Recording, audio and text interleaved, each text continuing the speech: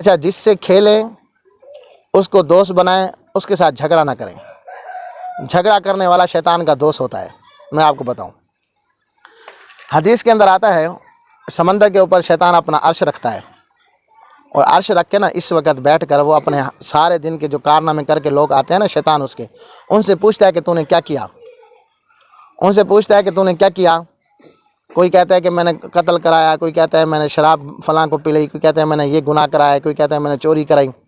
ایک آ کے کہتا ہے کہ میں نے آپس کے اندر نا میاں بیوی کا جھگڑا کرایا ہے۔ جب وہ یہ کہتا ہے نا میں نے میاں بیوی کا جھگڑا کرایا ہے آپس میں، تو شیطان کھڑے ہو کے اس کو بوسہ دیتا ہے، کہتا ہے اس نے بڑا کام کیا ہے۔ تو جھگڑا کرانے والے سے شیطان کیا ہوتا ہے؟ خوش ہوتا ہے۔ تو اس لیے ہم جھگڑا کر کے شیطان کو خوش نہیں کریں گے۔ اللہ کے نبی کیا فرماتے ہیں؟ اللہ کے نبی فرماتے ہیں جو جھگڑا کرے اور حق پر ہو، جھگڑے کو چھوڑ دے۔ جھگڑے کے اندر حق پر ہو پھر بھی جھگڑا نہ کرے، جھگڑے کو چھوڑ دے، اللہ کے نبی کہتے ہیں میں اس کو بیچ جنت میں محل لے کے دوں گا۔ اور جو جھگڑا کرے اور حق پر نہ ہو پھر بھی جھگڑا چھوڑ دے، اللہ کے نبی کہتے ہیں میں اس کو جنت کے سائڈ پہ محل لے کے دوں گا۔ تو جھگڑا کرنے سے کون خوش ہوتا ہے؟ شیطان۔ اور جھگڑا چھوڑ دینے سے کیا ملے گا؟ جنت کا محل۔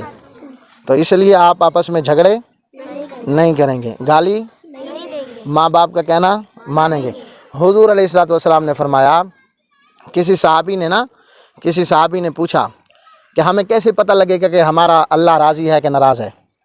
حضور نے فرمایا رضی ربی رضی الوالد، تمہارا ابا راضی ہے تو تمہارا اللہ بھی راضی ہے۔ تم اپنے ابے کو دیکھ لو، وہ تم سے راضی ہے تو تمہارا اللہ بھی راضی ہے۔ اگر تمہارا ابا تم سے ناراض ہے تو پھر اللہ بھی تم سے ناراض ہے۔ تو اس لیے باپ کے ناراض ہونے سے کون ناراض ہوتا ہے؟ اللہ۔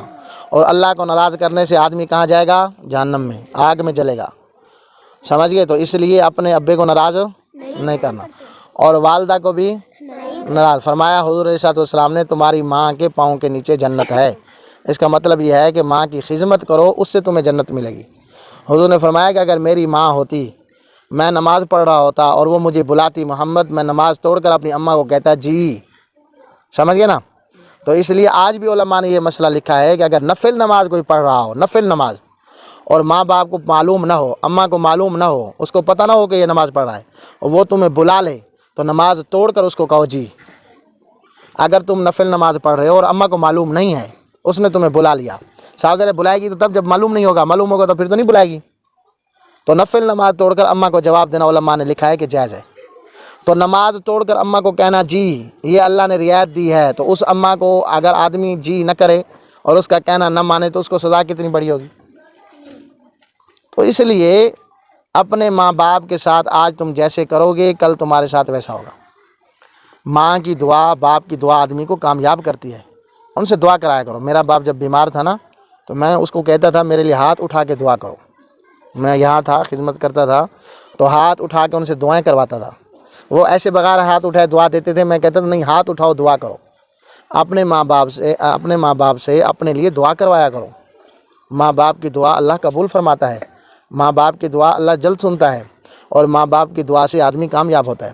اپنے استادوں سے دعا کرایا کرو۔